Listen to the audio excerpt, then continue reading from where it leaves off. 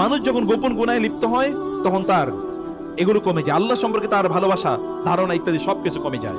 এগুলো কোনোটাই তার তখন তার মধ্যে ইয়ে না, এবং আত্মসম্মান ভেঙে যায়। তখন তখন তার মধ্যে ইসলাম নিয়ে কোনো অহংকার জাগে না, ইসলাম নিয়ে কোনো অনুভূতি জাগে না, এবং ইসলাম নিয়ে সে কোনোদিন গর্ব করে না। আমার ধর্ম, আমার দিন, আমার জীবন ব্যবস্থা ইসলাম, এটা দেখবেন অধিকাংশ লোক বলেও না, অধিকাংশ লোক বলেও না, তার আচরণেও নাই, তার নামেও নাই, তার কথাবার্তাও নাই। ইসলাম এটা তৈরি হয় এবং এটা আমাদের বড় পতনের একটা কারণ হয়ে যায়।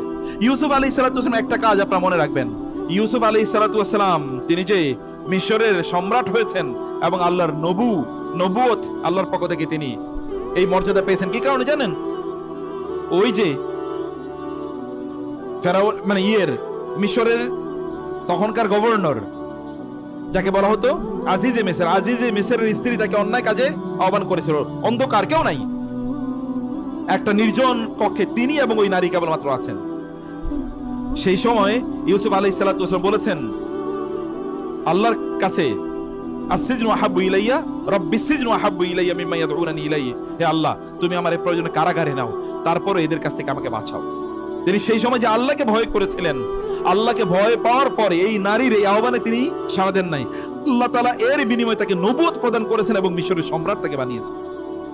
আল্লাহর ভয় যদি তৈরি হয় তাহলে আপনার এই দুনিয়া আল্লাহ ঐশ্বর্য প্রদান করবেন এবং এরকম মর্যাদা এবং সম্মান আল্লাহ সুবহানাহু ওয়া তাআলা আপনাদেরকে প্রদান করবেন। প্রিয় ভাইরা, এই কারণে মনে রাখতে হবে যে আমরা ছোট ছোট গুনাহ করতে করতে এটা আমাদের চরিত্র হয়ে যায়, ছোট ছোট ফাঁকিবাজি করতে করতে ফাঁকিবাজ হয়ে যায়, আমরা ছোট ছোট মিথ্যা বলতে বলতে আমরা মিথ্যাবাদী হয়ে যাই, ছোট ছোট জুলুম করতে করতে আমরা জালিম হয়ে যাই। যারা জালিম হয় তারা কি একদিনে জালিম হয়ে যায় নাকি? আচ্ছা, ফেরাউন কি একদিনে ফেরাউন হয়েছে? বড় ডাকাত কি একদিনে ডাকাত হয়েছে? যে 100 জন লোক হত্যা করে ও প্রথমে কিন্তু মানুষের ঝগড়া মানে মানুষের গালিগালাজ দিয়ে শুরু করেছে, এরপরে মানুষের চট থাপ্পড় দিত, এরপরে মানুষের কাটা শুরু করেছে, এরপরে ও মহা ডাকাতে পরিণত হয়েছে। এলাকার সবচেয়ে বড় সন্ত্রাসী কি মায়ের পেট থেকে বড় সন্ত্রাসী হয়ে জন্ম নিয়েছে? ছোট ছোট গুনাহ মানুষকে বড় পাপীতে পরিণত করে। যেমন ভাবে ছোট ছোট বালি কণা দিয়ে একটা মহা কি তৈরি হয়? মরুভূমি তৈরি হয়। ছোট ছোট বিন্দু বিন্দু পানি দিয়ে মহাসমুদ্র তৈরি হয়।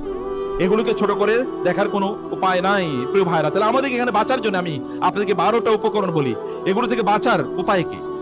আমরা গোপন গুনাহ থেকে বাঁচতে হলে আমাদের করণীয় কি? আমাদের 1 নাম্বার করণীয় হচ্ছে আমাদের ঈমানকে এটা ইহসানের লেভেলে নিয়ে যেতে হবে। কেবলমাত্র একদল লোকের কেবল ঈমান কি জানেন? শুধু এতটুকুই, ঈমানটা কেবল একটা ক্যাজুয়াল জিনিস। হ্যাঁ, আল্লাহ আছেন, আল্লাহ কোথায় আছেন? তিনি আকাশে আছেন, আসমানে আছেন, উপরে আছেন, এর বাইরে কিচ্ছু না। আল্লাহ উপরে আছেন দেখে এই কারণে তো আল্লাহ আমাদেরকে দেখেন না, এই কারণে তো আমরা যত অপরাধ করে যাই। আপনারা বুঝেন না আমাদের ঈমান তো কি? আল্লাহ তাআলা কোথায় আছেন? আল্লাহ কোথায় আছেন? আরশে আছেন, এটাই তো আমাদের ঈমান তো এটা। কিন্তু আল্লাহ আরশে আছেন দেখে তো তিনি আমাদেরকে দেখেন না, এই কারণে তো আমরা যত আকাম কুকাম করে যাই। সেখান থেকে তিনি দেখছেন না? দেখছেন কিনা? তিনি যদি দেখে থাকেন তাহলে এই দেখাটা আপনাকে রাতের বেলা তিনি দেখেন না, দিনের বেলা দেখেন না তিনি? যখন আমরা হারাম জিনিস দেখি আমাদের সোশ্যাল মিডিয়াতে, আমাদের মোবাইলে, তখন কি তিনি দেখেন না? তখন কি ফেরেশতারা দেখেন না? ওয়ুরসিলু আলাইকুম হাফাজা, তিনি তোমাদের কাছে ফেরেশতা পাঠিয়ে রাখেন সব সময়, সব রেকর্ড করার জন্য, সব কিছু তারা রেকর্ড করে রাখছেন ফেরেশতারা। প্রিয় ভাইরা, অতএব ইবাদতটাকে ইহসানের লেভেলে নিয়ে যেতে হবে। তা কি? আন তা'বুদাল্লাহা কাআন্নাকা তারাহু ফাইন লাম তাকুন তারাহু ফাইন্নাহু ইয়ারাকা। তুমি আল্লাহর ইবাদত এমন ভাবে করা যে আল্লাহ তাআলাকে তুমি দেখতে পাচ্ছ, তুমি আল্লাহকে দেখতে পাচ্ছ। আর যদি তুমি আল্লাহকে দেখতে না পাও তাহলে আল্লাহ তোমাকে দেখতে পাচ্ছেন, এই অনুভূতি নিয়ে কমপক্ষে ইবাদত করা। কারণ আমরা বলেন তো সব সময় আমাদের মাঝে এই অনুভূতি থাকে কিনা যে আল্লাহ দেখতে পাচ্ছেন আমাদেরকে? No, in most of the cases we don't forget, we don't remember it, we forget it. অধিকাংশ ক্ষেত্রে আমরা এটা মনেই রাখি না। আপনারা জানেন কিয়ামতের দিন 7 শ্রেণীর লোকদেরকে আল্লাহ তাআলা আরশের নিচে ছায়া দেবেন। এর মধ্যে 2 শ্রেণীর লোক কারা জানেন? ওয়ারাজুলুন যাকারাল্লাহা খালিয়ান ফাফাদাত আইনা, এমন লোক যারা আল্লাহর কথা মনে করতো যখন সে একা থাকতো। ভাই, মানুষের সামনে মুনাজাত দিয়ে কান্না করা খুবই সহজ, মানুষের সামনে লেকচার দেওয়ার সময় কান্না করা খুবই সহজ, কিন্তু যখন আপনি একাকী তখন কান্না করা আল্লাহর সামনে, এইটাই মূলত কান্না, এটাই মূলত খাউফ, ভয়, তাকওয়া। এবং রাসূলুল্লাহ সাল্লাল্লাহু আলাইহি ওয়াসাল্লাম বললেন যখন সে একাকী থাকে তখন সে আল্লাহর কথা স্মরণ করে তারপরে তার ফাফাদাত আইনাহু, তার চোখ থেকে পানি পড়ে। এবং 2 নম্বর কি জানেন?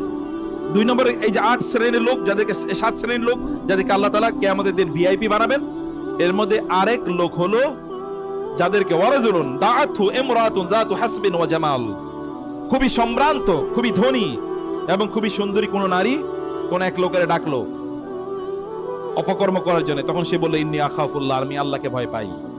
এখন আপনি বলেন, ওইখানে আপনি এখন দুনিয়ার হয়তো কোনো সুন্দরী নারী আপনি ডাকে না, কিন্তু এখন ইউটিউবে এরকম সুন্দরী নারীরা এসে হারাম দৃশ্য বা তাদের শরীর প্রদর্শন করে, এগুলো দেখে না মুসলমান যুবকেরা?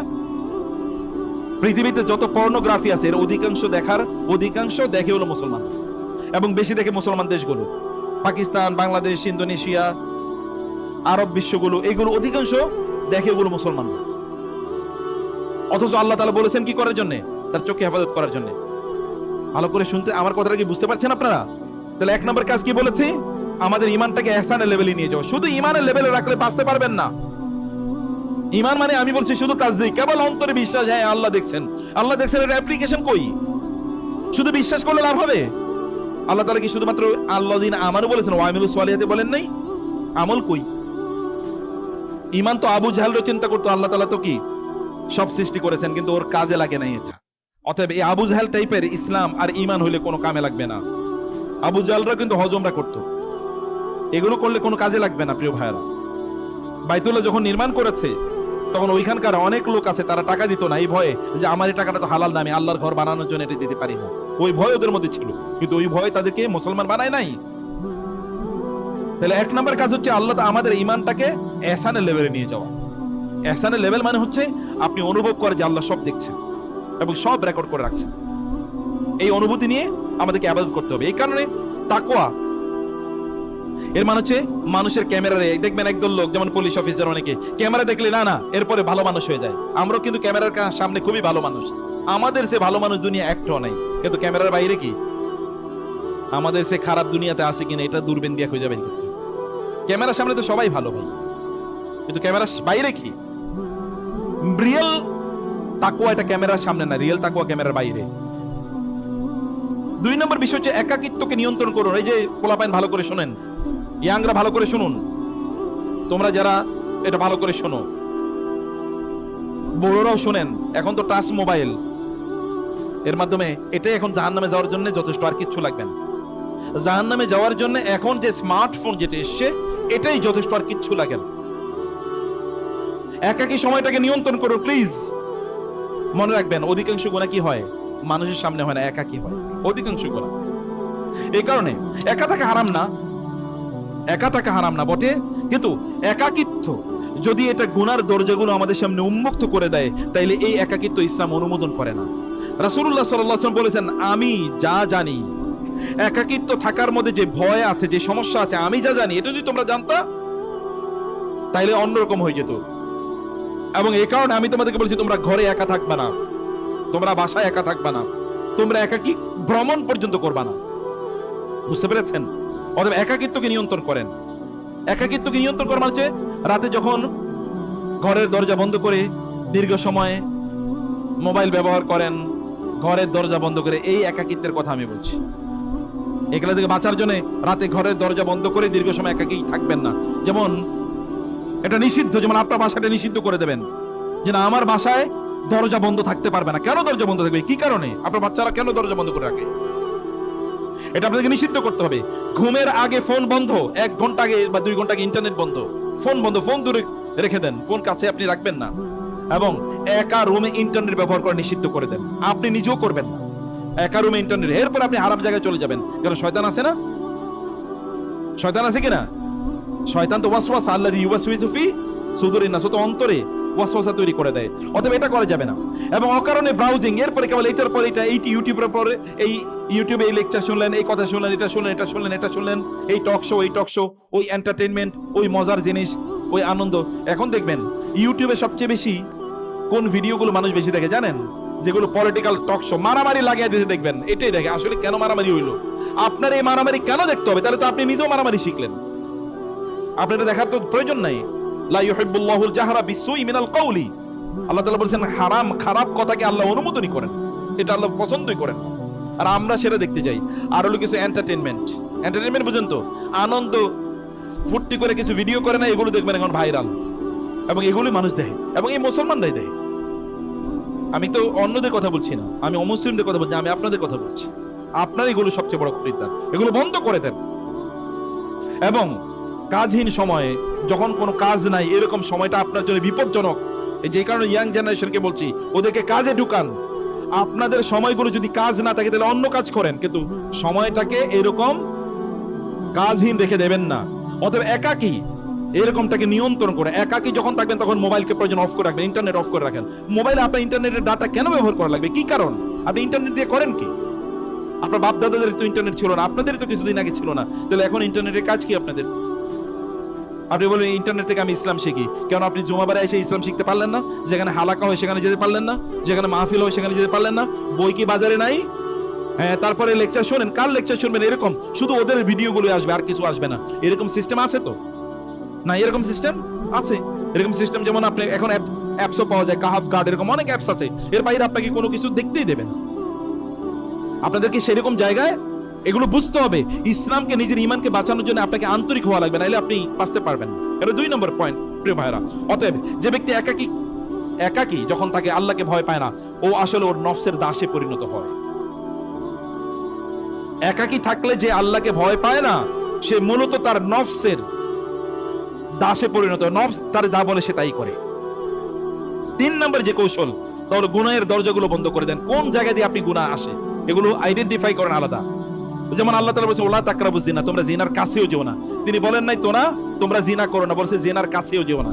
তার মানে জিনা যে সকল রাস্তা দিয়ে হয়, এগুলো দরজা বন্ধ করে দাও। যেমন চোখ বন্ধ কি করে রাখা, চোখকে নিয়ন্ত্রণ করা, হারাম জিনিস নিয়ে চিন্তা না করা, হারাম জিনিস না দেখা, হারাম কথা না শোনা।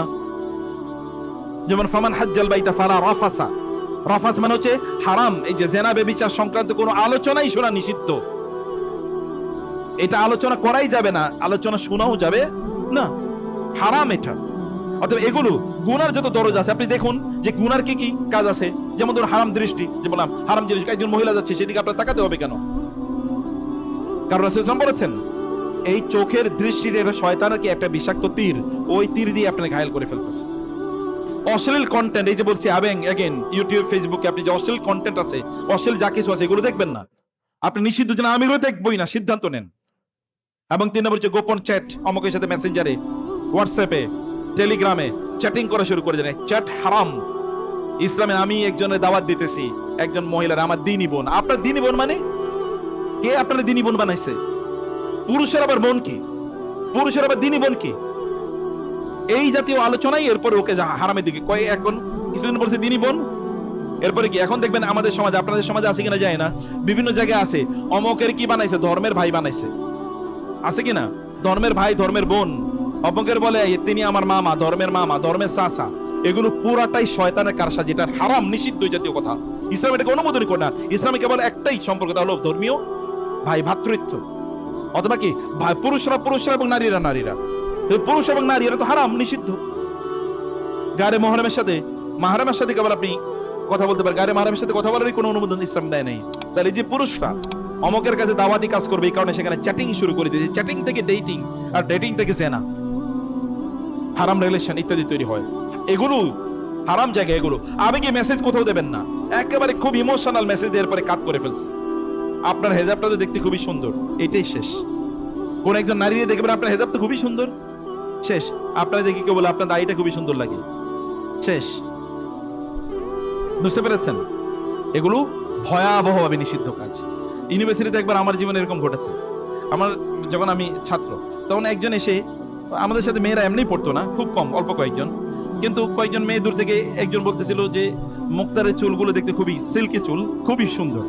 আমি এরপর থেকে ওদের সাথে কথাই বন্ধ করেছি, ইউনিভার্সিটি ক্লাসই করা বন্ধ করেছি, আল্লাহর কসম। আর করিই নেই, যাই নেই, চিনিও না, এখনো তাদেরকে চিনি না। এরা কারা? নিষিদ্ধ হারাম যে রাস্তা আছে, এগুলো বন্ধ করে দেন, তাইলে কেবল রাতে বাঁচতে পারবেন।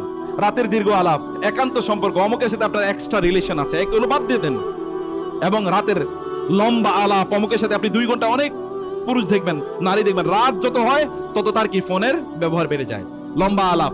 এখন তো আর পয়সা লাগে না, এখন তো হোয়াটসঅ্যাপ মেসেঞ্জারই কথা বলা যায়, এগুলো দিয়ে কথা বলে। এগুলোকে হারাম করে দেন, ফ্যান্টাসি এগুলোকে হারাম করে দেন। গুনাহ থেকে বাঁচতে হলে প্রিয় ভাইরা, গুনার দরজা বন্ধ করে দিতে হবে। গুনায় ঢোকার দরজা বন্ধ করে দিতে হবে। এবং 4 নাম্বারটা হচ্ছে ডিজিটাল তাকওয়া তৈরি করতে হবে। তাকওয়া কেবলমাত্র এরকম না, ডিজিটাল তাকওয়া ইজ মোস্ট ইম্পর্টেন্ট। যেমন ফোনে যে অশ্লীল জিনিস আসে, বিভিন্ন হারাম দেখবেন, আপনি একটা হারাম জিনিস দেখছেন, এরপর আরেকটা হারাম জিনিস আপনার কাছে সাজেস্টেড আকারে, রিকমেন্ডেড আকারে আসতেই থাকবে। এগুলো দেখা বন্ধ করে দেন, তাইলে বাঁচতে পারবেন। প্রয়োজন ছাড়া সোশ্যাল মিডিয়া, ইন্টারনেট অনই করবেন না, একান্ত প্রয়োজন। ঠিক আছে, একটা ফোন করা লাগবে, আচ্ছা একটা লেকচার শোনা লাগবে, শেষ, বন্ধ, আর কোনো কিছু চলবে না। রাতে একাকি ফোন ব্যবহার করবেন, আগে যেটা বলেছি। সন্ধ্যার পরে, এসার পরে আবার ফোনে ব্যবহার কিসের, নিষিদ্ধ করে দিতে হবে এটা একেবারে। ব্রাউজার অথবা যেগুলো অ্যাপস আছে, এগুলোকে ফিল্টারিং করার যে মেকানিজম, যেমন এর আগে আমরা কিছু অ্যাপসের কথা বলেছি, এগুলো পাওয়া যায়, সার্চ দেন, সার্চ দিয়ে এগুলো ইনস্টল করেন আপনাদের মোবাইলে, তাহলে আপনারা বেঁচে যাবেন, হারাম জিনিস থেকে বেঁচে যাবেন। স্ক্রিন টাইম, আপনার ডিভাইসে কতটুকু সময় কাটান দৈনিক, আপনি বলেন যে আমি 1 ঘন্টা বেশি ডিভাইসে সময় কাটাবো না, ব্যাস এটা সিদ্ধান্ত নেন। এবং আল্লাহকে ভয় করে বিভিন্ন জিনিস ডিলিট করেন, সাজেস্টেড আকারে আসে। যেমন আমরা ফেসবুকে দাওয়াতি কাজ করি কিছু, ওইখানে অনেক জিনিস সাজেস্টেড আকারে আসে, সাথে সাথে আমি ডিলিট করে দিই এবং এটা বলি আনফলো, এটা যেন আসলে মানে কখনো না আসে। এগুলো অপশনস আছে দেয়ার, কিন্তু আপনি সেই অপশনস ব্যবহার করা লাগবে আপনাকে, নাহলে তো আপনি এরকম হারাম জিনিস আসতেই থাকবে। এবং হারাম কন্টেন্টের যত উৎস আছে এগুলো আনফলো করে দিই, যেটা আমি বলেছি। ফোন হাতে থাকলে কোনো সমস্যা নেই প্রিয় ভাইরা, কিন্তু সমস্যা হলো ফোন যদি আপনার নফসের হাতে চলে যায়। আপনার হাতে ফোন থাকুক, কিন্তু নফসের হাতে যেন না যায়। নফসের হাতে গেলে আপনি শেষ, তাহলে ও আপনার নিয়ন্ত্রণ করবে, তো শয়তানের দাস তখন। কারণ ইন্নান নাফসা লাআম্মারাতুম বিসসু, নফস মানুষকে হারাম কাজে নির্দেশ প্রদান করে, এটা করা যাবে না। 5 নম্বরে চোখের হেফাজত করে, যেটা আমি বলেছি, শর্ট দ্রুত বলে দেই। মুসলমানদের 1 নাম্বার তাকওয়া যদি আপনি তৈরি করতে চান, তাইলে আপনার চোখকে হেফাজত করা লাগবেই। চোখের হেফাজত নাই, তাকওয়া নাই। চোখের হেফাজত আছে, তাকওয়া আছে। কুল্লিল মুমিনিনা ইয়াগুদ্দু মিন আবসারিহিম ওয়া ইয়াহফাযু ফুরুজাহুম যালিকা আযকা লাহুম। এটাই তাজকিয়া। অন্তর পবিত্র করতে হলে চোখকে পবিত্র করতে হবে। এই কারণে চোখকে নিয়ন্ত্রণ করেন। চোখ যদি স্বাধীন হয়, তাহলে ইসলাম আপনি, তাহলে কি আপনার, তাহলে দিন কি আপনার পরাধীন হয়ে যাবে। মনে রাখবেন, চোখ স্বাধীন থাকলে দিন পরাধীন। চোখ যদি পরাধীন থাকে, নিয়ন্ত্রণে থাকে, তাহলে দিন তখন আপনার স্বাধীন হয়ে যাবে, তখন আপনি দিনের মজা পাবেন। এটা আপনাকে করতে হবে। এবং 6 নম্বর সালাতকে, নামাজকে শক্তিশালী করেন। লম্বা সময় জুড়ে নামাজ পড়েন, লম্বা সময় জুড়ে সিজদা করেন, লম্বা সময় জুড়ে কোরআন তেলাওয়াত করেন নামাজে, এবং সেখানে তাসবিহ তাহলিলগুলো বুঝে বুঝে পড়েন। তওবার দরজা খোলা রাখেন, প্রতিদিন তওবা করেন, কমপক্ষে 100 বার। আমি আপনাদেরকে আগেও বলেছি, এখনো বলে যাই, দৈনিক আপনি 1000 বার আস্তাগফিরুল্লাহ পড়ে এরপরে আল্লাহর কাছে দোয়া করে দেখেন, আল্লাহ তাআলা যা চান আল্লাহ তাআলা তাই আপনাকে প্রদান করবেন। অতএব এটা আপনাকে বলেন, আল্লাহ সুবহানাহু ওয়া তাআলাকে এটা বলতেই থাকুন প্রিয় ভাইরা। অনুতাপ করুন, কোন একটা গুনাহ করছেন, আল্লাহ ভুল করছি মাফ করে দাও, এটা বলতে ভুলবেন না। কারণ রাসূল সাল্লাল্লাহু আলাইহি ওয়াসাল্লাম বলেছেন, তোমাদের গুনাহ যদি, আল্লাহ তাআলা বলেন, তোমাদের গুনাহ যদি আসমান পর্যন্ত পৌঁছে যায়, তাহলে আমি আসমান পর্যন্ত ক্ষমা নিয়ে তোমাদেরকে সব ক্ষমা করে দেব। অতএব এটা আপনাকে করতে হবে। এবং 8ম হচ্ছে ভালো বন্ধু নেন, যাদের সাথে উঠা বসা করবেন, ভালো মানুষ। খারাপ যারা আছে, রিলেশন কাট করেন। কারণ শয়তান আপনাকে বারবার, হ্যাঁ তোমার এতদিনের বন্ধু, বাদ দেন এগুলো। কোনটা এরকম বন্ধু আপনার একেবারেই দরকার নাই। কারণ যে বন্ধু আপনাকে জাহান্নামে নিয়ে যাবে, ও কি দিয়ে আপনি করবেন কি? আর মানুষ বন্ধুর মাধ্যমে সবচেয়ে বেশি প্রভাবিত হয়। যখন ইয়াং জেনারেশন সবচেয়ে বেশি প্রভাবিত হয় কিসের মাধ্যমে? বন্ধুদের মাধ্যমে। অতএব এমন বন্ধু বানান যে আপনাকে জানাতে নিয়ে যাবে, যে বন্ধু আপনাকে সাহস করে বলতে পারে এটা গুনাহ, অতএব এটা তুমি ছাড়ো। একেই বন্ধু বানান যে আপনাকে বলবে, না তুমি কালকের খেলাটা দেখলা না, তাহলে আপনি শেষ, ওর সাথে সাথে ব্লক করে দেন। এরকম বন্ধু আমার লাগবে না। 9ম, মৃত্যুকে স্মরণ করেন। প্লিজ, মৃত্যু স্মরণ করলে, কবর জিয়ারত করেন, তাইলে আপনি বেঁচে যাবেন। গোপন নেকি বাড়ান, গোপন কিছু নেকি, মানুষের সাদাকা করেন, মানুষের জন্য গোপনে একটু দোয়া করেন, গোপনে তাহাজ্জুদে নামাজ করেন, গোপনে কোরআন তেলাওয়াত করেন, গোপনে আস্তাগফিরুল্লাহ পড়েন। মনের ইবাদত বাড়াইয়া দেন। শরীরের ইবাদতের চেয়ে মনের ইবাদতের গুরুত্ব কম না বেশি? অনেক বেশি মনের ইবাদতের। মনের ইবাদত বাড়িয়ে দেন। মনে রাখবেন, গোপন গুনাহ যেমনি আমাদের হৃদয়কে অন্ধকার করে দেয়, গোপন সওয়াবের কাজগুলো আমাদের হৃদয়কে তেমন আলোকিত করে। অতএব এটা আমাদেরকে অর্থ করতে হবে। এরপরে সর্বশেষ তা হলো কি, আমাদের দোয়াটাকে আমাদের অস্ত্র বানানো লাগবে প্রিয় ভাইরা। দোয়াকে অস্ত্র বানান। আল্লাহকে বলেন, রাসূল সাল্লাল্লাহু আলাইহি ওয়াসাল্লাম দোয়া করতেন, আল্লাহুম্মা আতি নাফসি তাকওয়াহা, হে আল্লাহ আমার অন্তরে আপনি তাকওয়া তৈরি করে দেন। রাসূল দোয়া করতেন এবং তিনি বলতেন, আল্লাহুম্মা ইন্নী আসআলুকাল হুদা ওয়াত তাকা ওয়াল আফাফা ওয়াল গিনা। এবং আরো অসংখ্য দোয়া আছে। ইয়া মুকাল্লিবাল কুলুব, পারেন কিনা দোয়াটা? ইয়া মুকাল্লিবাল কুলুব, হে অন্তরকে পরিবর্তনকারী। বলেন না আমার সাথে, বলেন তো, ইয়া মুকাল্লিবাল কুলুব সাব্বিত কলবি আলা দীনিক। অনেকেই বলেই না, বলেন ইয়া মুকাল্লিবাল কুলুব সাব্বিত কলবি আলা দীনিক। এটা প্রতিদিন বারবার বলবেন, বারবার বলবেন। এবং আরো এরকম দোয়া আছে, আল্লাহুম্মা আলিমাল গায়বি ওয়াশ শাহাদাতি ফাতিরাস সামাওয়াতি ওয়াল আরদি রাব্বা কুল্লি শাইইন ওয়া মালিকা আশহাদু আল্লা ইলাহা ইল্লা আনতা আউযু বিকা মিন শাররি নাফসি। হে আল্লাহ, আমার নিজের ক্ষতি যেন আমি না করি, তুমি আমারে বাঁচাও। ওয়া মিন শাররি শাইতানি ওয়া শারাকি, এবং শয়তানের ক্ষতি এবং শয়তানের বন্ধু বান্ধবদের ক্ষতি থেকে আমাকে বাঁচাও। ও আন আকতারিফা আলা নাফসি সু, আল্লাহ আমি যেন আমার নিজের পাপে নিজে জড়িয়ে না যাই, তুমি আমারে বাঁচাও। আল্লাহকে যেরকম দোয়া রাসূল করতেন, আও আজরহু ইলা মুসলিমিন, অথবা কোন মুসলমানের ক্ষতি যেন আমি না করি। হে আল্লাহ, তুমি আমাদের অন্তর তাকওয়া দিয়ে পূর্ণ করে দাও, গোপন গুনাহ থেকে তুমি আমাদেরকে বাঁচাও এবং আমাদের ঈমানকে তুমি সুরক্ষা প্রদান করো।